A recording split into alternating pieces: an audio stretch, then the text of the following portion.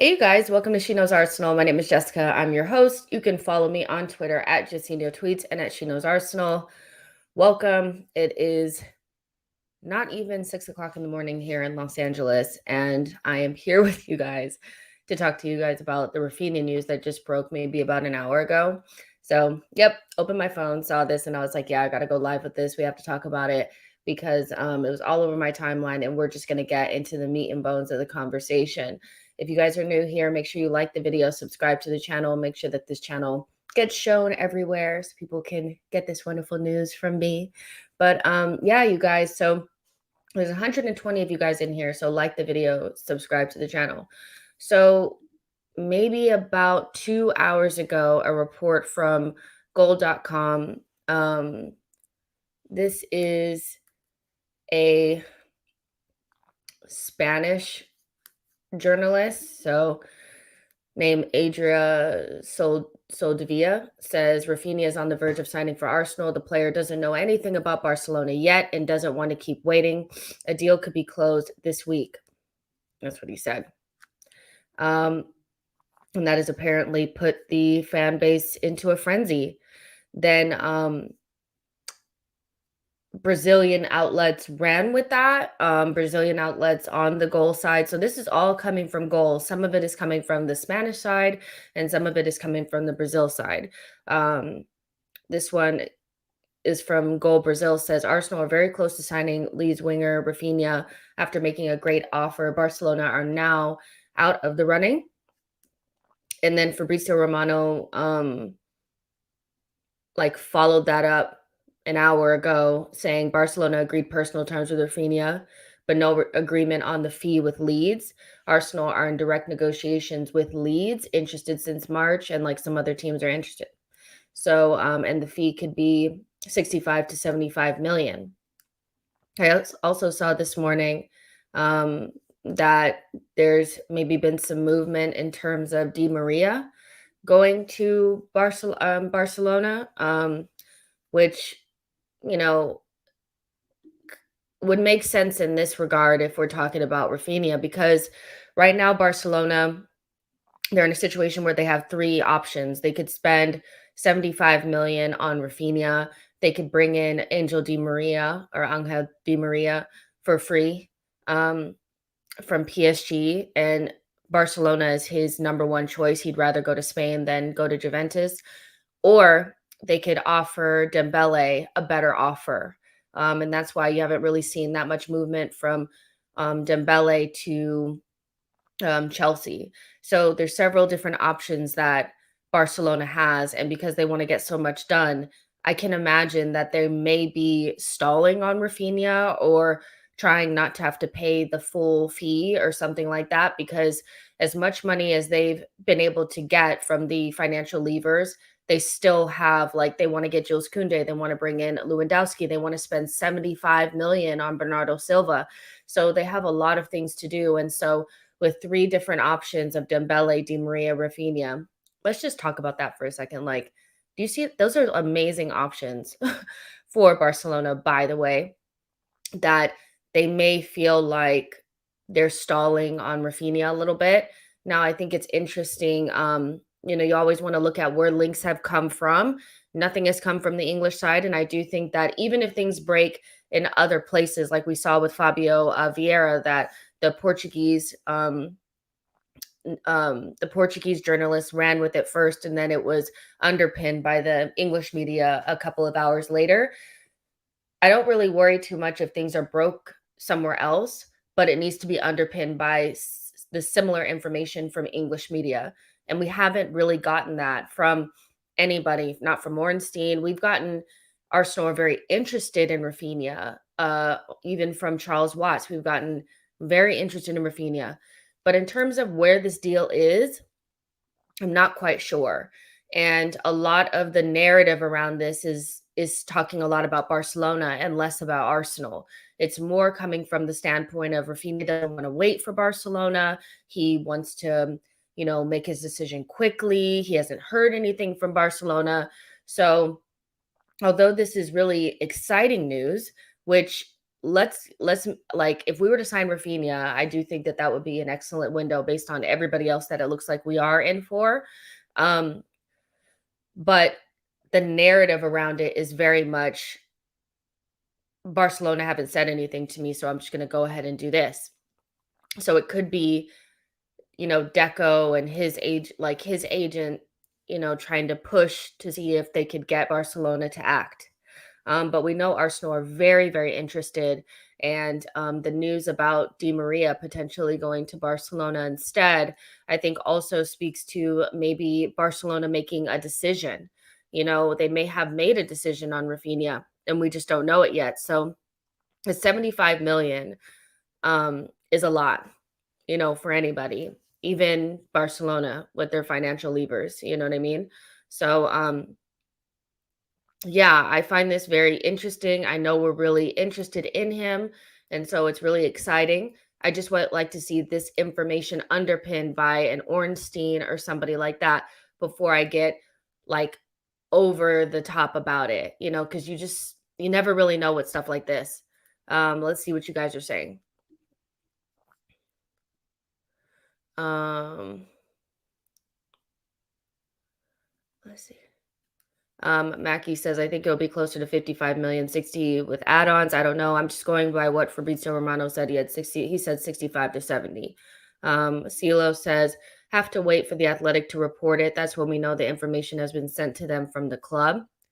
And that's another part of it is like, it could be true, but the club may still want to keep things under wraps before they let English media in on things. So we'll see.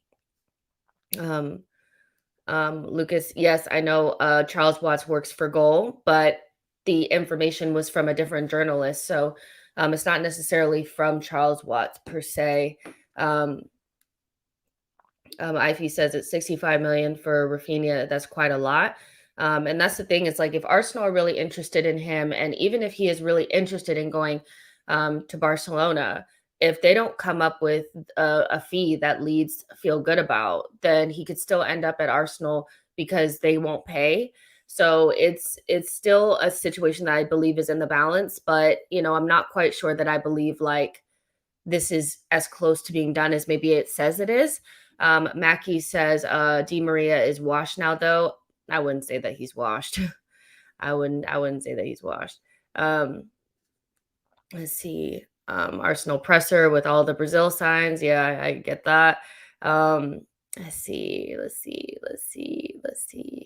Make sure you guys like the video. Subscribe to the channel. So how do you guys feel about the Raphinha news anyway? Like, is this a deal that you guys feel like has to get done? Because, I mean, Gabriel Jesus looks all but finished, and I know somebody was asking something about Lisandro Martinez and Manchester United being interested. Manchester United have been interested in Lisandro Martinez since the moment Ten Hag got hired. Like, the fact is that they went after Jurriën Timber and didn't go after Lisandro Martinez, and we slipped in and wrap the deal up pretty like we're close to getting that deal done. So I wouldn't worry so much about Manchester United being interested because they've been interested the entire time and they prioritized a right center back over a left center back. So I wouldn't get too wrapped up in that. But you have the, left back slash midfield slash defensive cover. You get another midfielder in Vieira. It still looks like we're in for Tielemans. You get Gabriel Jesus. You know, you're still missing another attacker. And I know it's like, oh, well, you're being greedy at this point. But I don't feel like I am because the whole point of this window was to make sure that we attack the attack. Our attack is very light and has lost some significant senior figures in Lacazette and Aubameyang. And then Pepe looks like he's probably going to go too. So, somebody else has to be brought in, whether that's Raphinha or not, which I would prefer it to be Raphinha because I think that he's Premier League proven. We don't have to worry about him coming from another league and failing. It's more It's more of somebody that you can kind of predict what the outcome will be. So for me, Rafinha makes a lot of sense, but this player kind of has to come in. Somebody does, and I see a lot of questions about what's going to happen with Saka, what's going to happen with Martinelli. Nothing. They're going to fight for their spot. Like the idea that we should like not bring in somebody like Raphinha because Saka, because Martinelli, we're going to stop their progression. They're going to be mad because they're not getting playing time. I don't want people in the Arsenal team that don't want to fight for their spot. That's how you build a great team. So yeah, it's just one of those where I think we need to get used to competition for places. Um, this is Dave 96 says there's no way he's joining Arsenal. The funny thing about that though is that like Gabriel Jesus wouldn't join Arsenal. Like there's a lot of players that people are like, he wouldn't join. Of course not, he wouldn't join. And they look like they're joining. So looks like we don't know as much as we think, right? Alex says Rafinha, right wing, Saka left wing next season, I believe. We're definitely really interested in Rafinha though, and we're right there just in case Barcelona decide to go in another direction. CeeLo says with Martinez and United, it depends on the package to decide between the two clubs. United could offer more wages starting, maybe, but we could offer opportunities to start. Yeah, ahead of a World Cup, it's going to be difficult to convince somebody to come without being because left-sided center back is going to be Harry Maguire, isn't it? So there you go. I'm not too worried about those links. I don't think they're very substantial. Hold on really quick. Somebody is calling me. Hold on.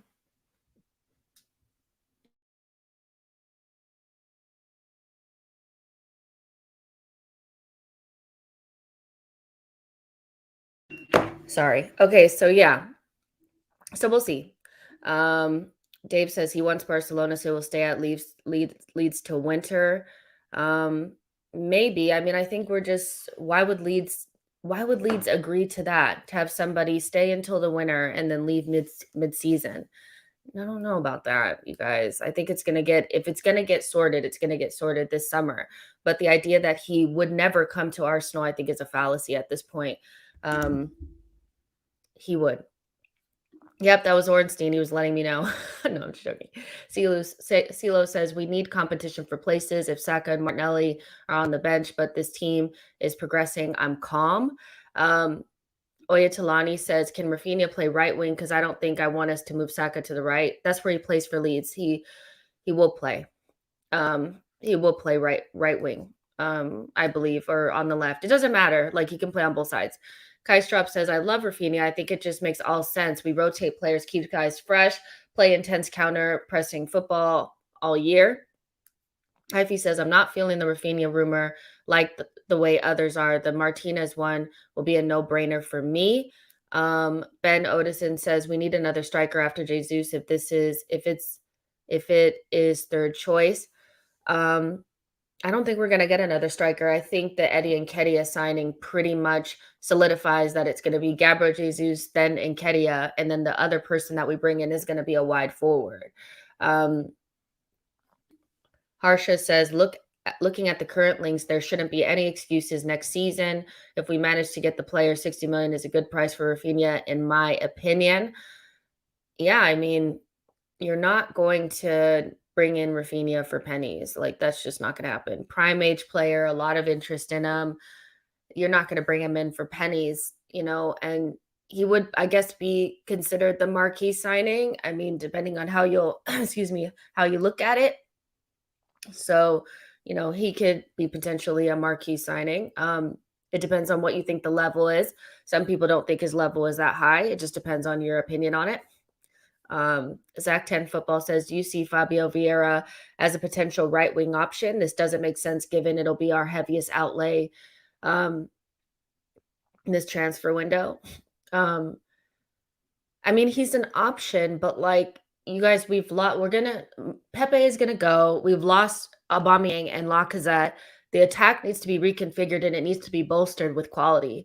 So I don't think we need to get bogged down in like, well, if we get Fabio Vieira and he can play right wing, then why would we bring in another right winger? Because players get injured, because there's 5 subs, because we have 4 competitions, because there's a Winter World Cup. We don't need to be worried about having too much quality. Arsenal over the years has not had enough quality. So I don't really worry about that. We've lost a lot of attackers. So bringing in Fabio Vieira, somebody who can play on both sides, either in attack or in midfield, I think is fine, but you still need to bring in somebody else because you lost so many attackers. And we just, if you just think back to like 2015, like we weren't even amazing back then, but we were a lot better than we are now. And we had so many attackers. Like we had so many attackers and attacking mids, and nobody complained. This team has not been fully stocked with quality or depth in years.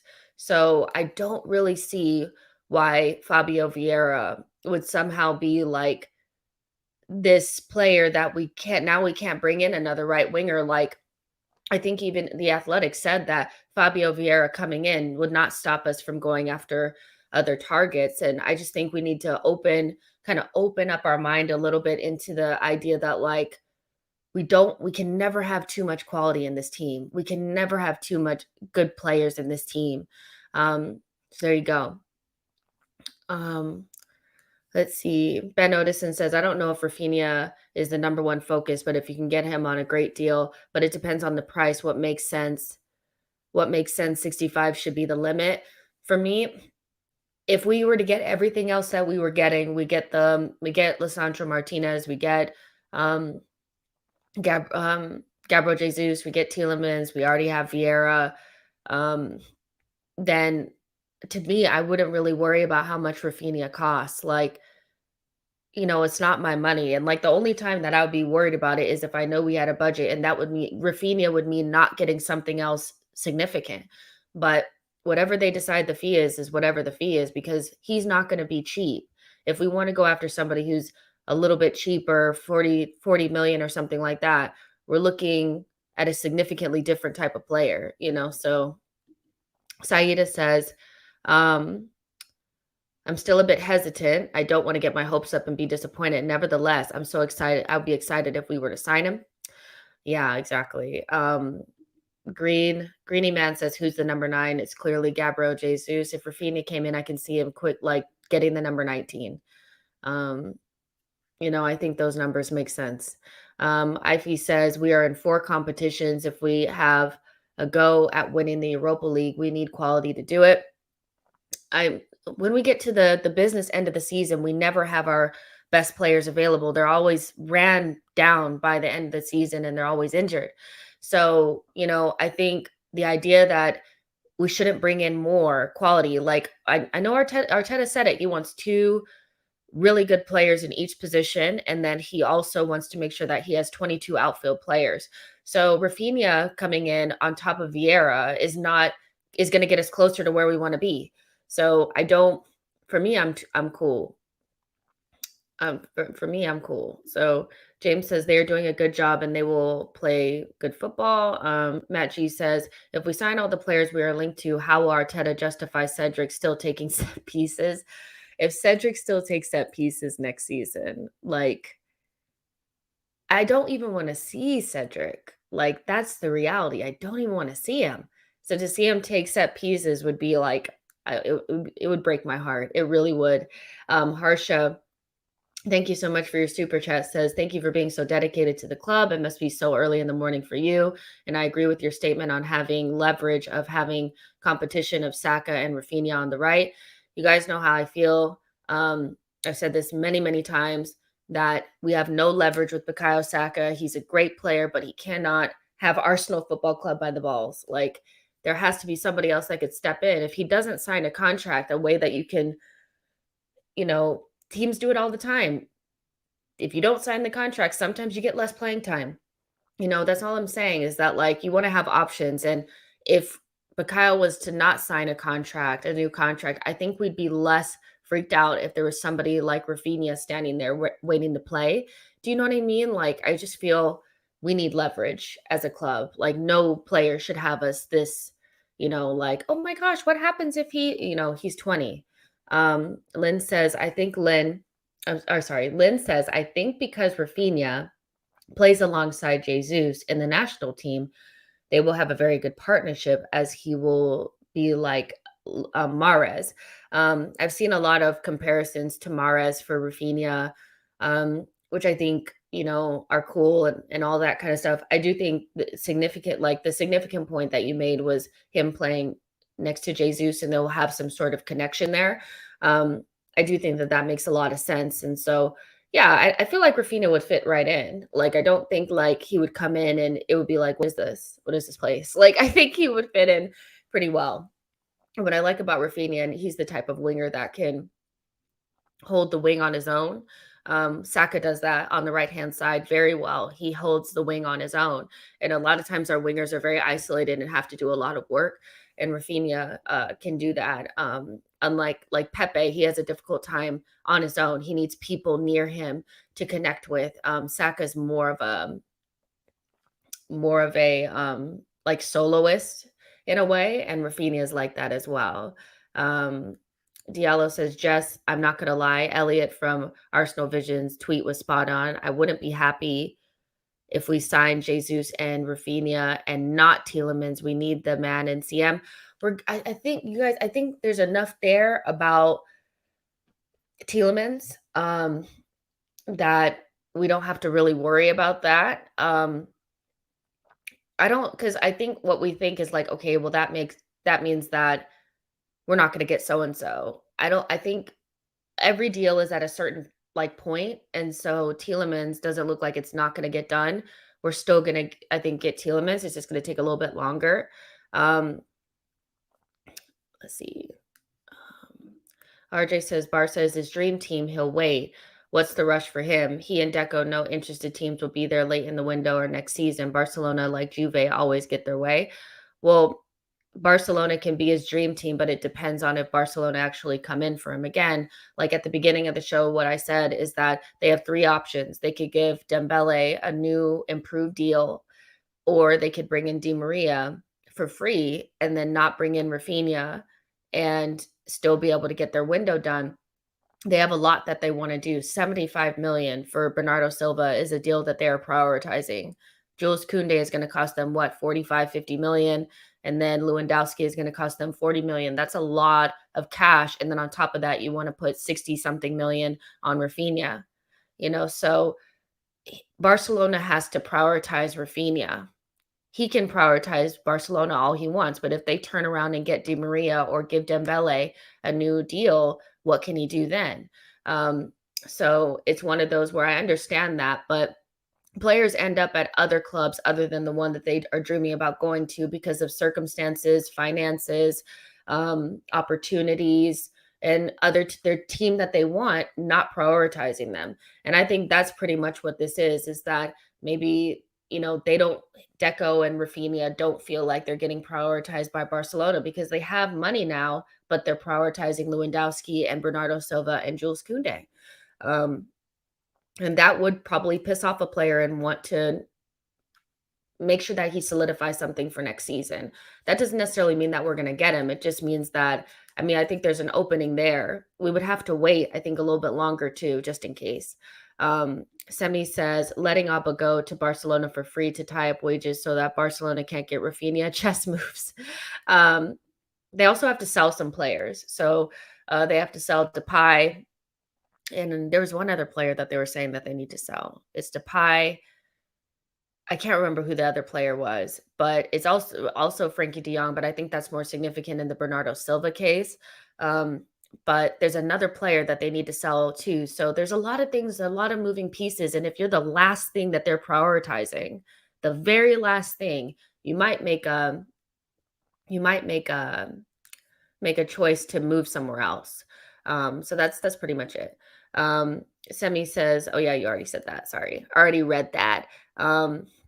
So yeah, we just have to wait this out. Again, I'm not saying it's 100% going to get done. Would I love it to get done? Absolutely. It's not being underpinned by any English media, which is kind of like, okay, we need to probably calm down a little bit unless Ornstein or somebody like that comes out and says that it's pretty much, or it's close to being done. I think we just need to wait it out. But we have enough interest in him where, I feel like if the Barcelona deal does not materialize, we would be in a good position to get it done. And I think that's pretty much that's where we are. That's where we're at. Like, that's pretty much where we're at. Lynn says, Saka now knows that he can hold Arsenal to ransom because all players need competition. And for me, all good teams have this. Exactly.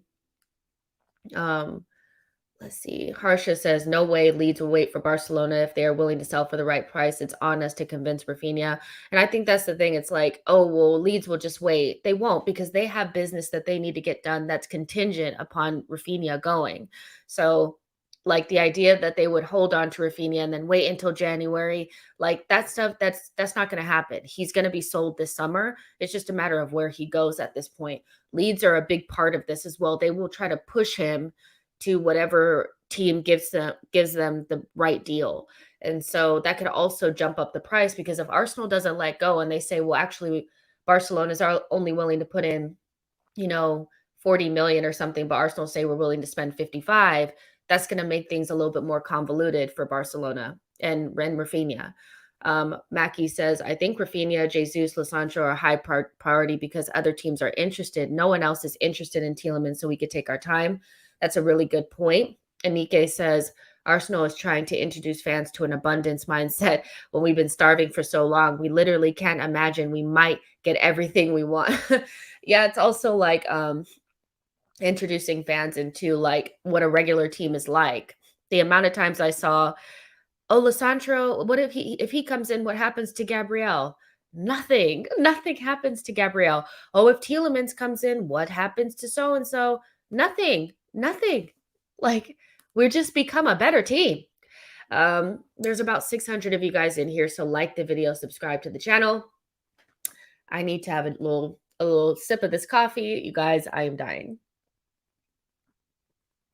So happy you guys are here with me. I still will probably do a show later in a couple of hours just to actually go through all of the deals. This one is mostly just going to be about Rafinha. Let's see.